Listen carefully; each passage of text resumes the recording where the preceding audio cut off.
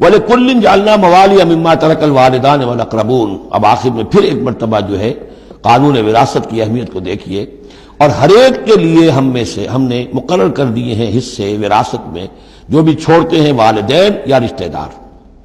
وَالَّذِينَ عَقَدَتْ أَيْمَانُكُمْ، ایک نیا مسئلہ یہ پیدا ہو گیا تھا کہ ایک دوستی ہوتی ہے، بھائی چارہ ہوتا ہے، یا مدینے میں حضور نے مسلمانوں کو بھائی بھائی بنا دیا تھا، ایک انصاری ایک مہاجر بھائی، تو کیا ان کا وراثت میں حصہ ہے؟ نہیں، یہ وراثت میں حصہ منہ بولے بھائیوں کا نہیں ہے، منہ بولے بیٹے کی کوئی حیثیت نہیں شریعت میں، منہ بولے بھائی کا کوئی حصہ نہیں ہے۔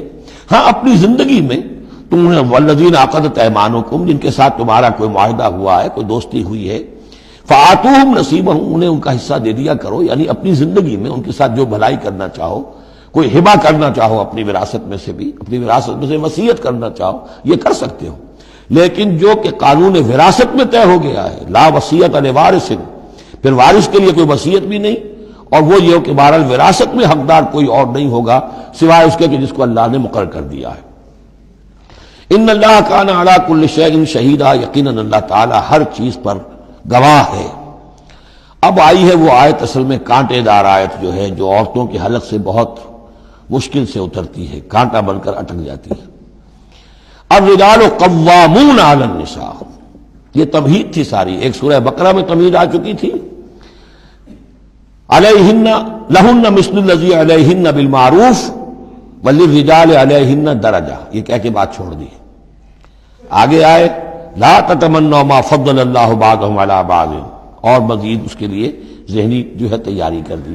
اب آ رہی ہے وہ چیز جو چبھنے والی چیز ہے، الرجال قوامون علی النساء، مرد عورتوں پر حاکم ہے۔ یہ میں ترجمہ زور دے کر رہا ہوں۔ یہ قامہ جو ہے، قامہ جب علا کے ساتھ آئے گا تو کچھ اور معنی ہوں گے، قامہ بے کے ساتھ آئے گا کچھ اور معنی ہوں گے۔ قامہ بے کسی شے کو قائم کرنا، کونوا قوامین بالقسط، اسی سورہ مبارکہ میں یہ آیت آ جائے گی، کونوا قوامین بالقسط، عدل کو قائم کرنے والے بن کر کھڑے ہو جاؤ۔ قامہ علا، کسی کے اوپر سر پر مسلط ہونا، یہ ہے گویا کہ ایک درجہ حاکمیت ہے۔ گھر کے ادارے میں حاکم ہونے کی حیثیت مرد کو حاصل ہے۔ سربراہ خاندان جو ہے وہ مرد ہے، عورت نہیں۔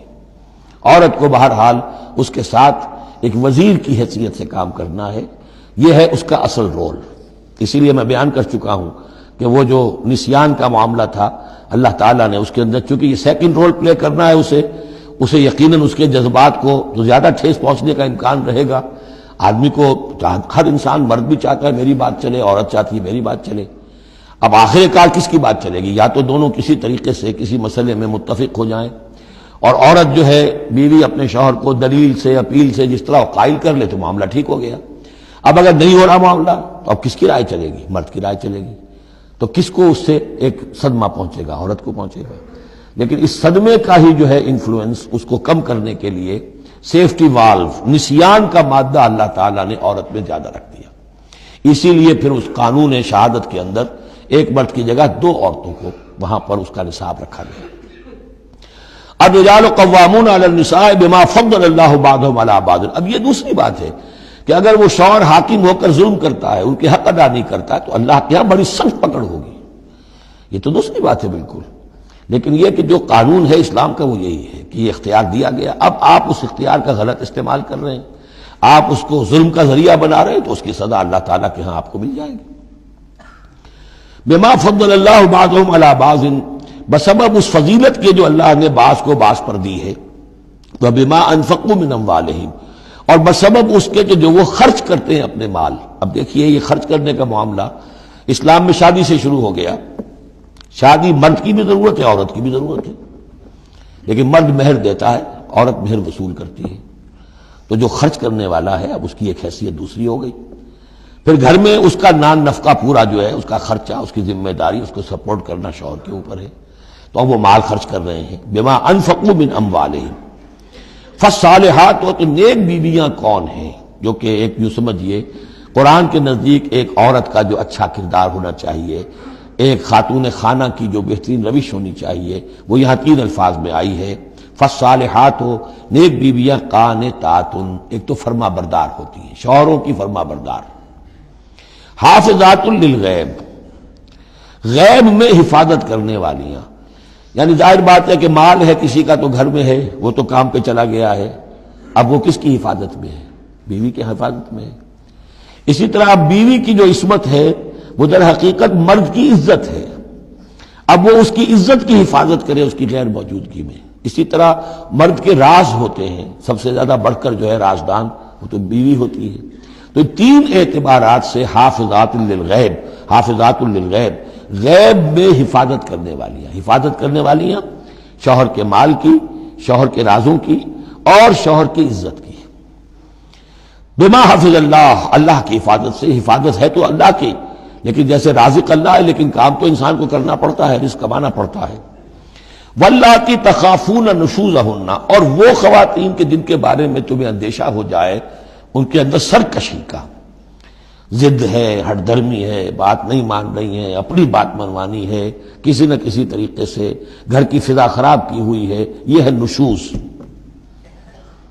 ذہناً تسلیم نہ کرنا کہ میری حیثیت جو ہے وہ بہرحال شوہر کے تابع دار کی ہے، اس کو اگر تسلیم نہیں کریں گے تو ظاہر بات ہے فرکشن ہوگی، اور فرکشن جو ہے اس کے نتیجے کے اندر وہ گھر کے اندر جو ہے وہ ایک فساد پیدا ہوگا۔ واللاتی تخافون نشوزہن فعظوہن، تو ان کو پہلے تو نصیحت کرو، واہجروہن فی المضاجع، دوسرے تنبیہ کے طور پر ان سے تعلق اپنے بستر علیحدہ کر لو اور ان کے ساتھ وہ تعلق ذل و شو جو ہے کچھ عرصے کے لیے بند کر دو۔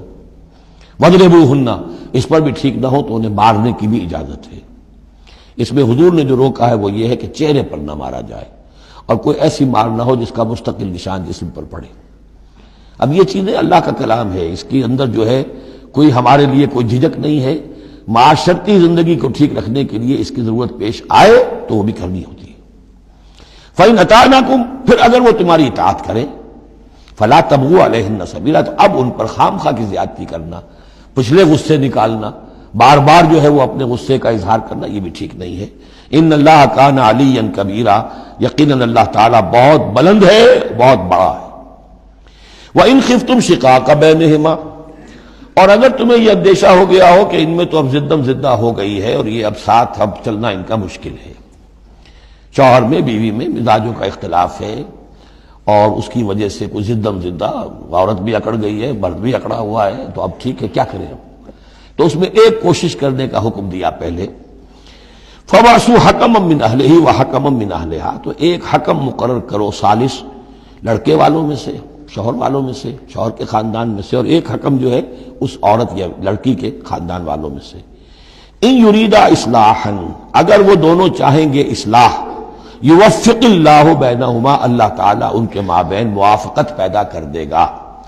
لیکن ان یریدا میں مراد دونوں ہو سکتے ہیں، یعنی ایک تو یہ کہ اگر واقعتاً شوہر اور بیوی جو ہے چاہتے ہیں کہ موافقت ہو جائے، ہوتا ایسا ہے کسی وقت جو ہے وہ نفسیاتی گرہ ایسی بن جاتی ہے کہ وہ بھی چاہتا ہے کہ معاملہ درست ہو جائے اور وہ بھی چاہتی ہے کہ درست ہو جائے، لیکن اب یہ کہ اب اس میں گرہ ایسی پڑ گئی ہے، مقطع میں آ پڑی ہے سکون دسترانہ بات کہ اب اس میں کسی طریقے سے مسئلہ حل نہیں ہو رہا، تو حکمین آ جائیں گے تو وہ بات کو گرہ کھولیں گے، ادھر سے کچھ سنیں گے، ادھر سے سنیں گے، کچھ اس کی وضاحت ہوگی، ادھر کی وضاحت ہوگی تو ہو جائے گا۔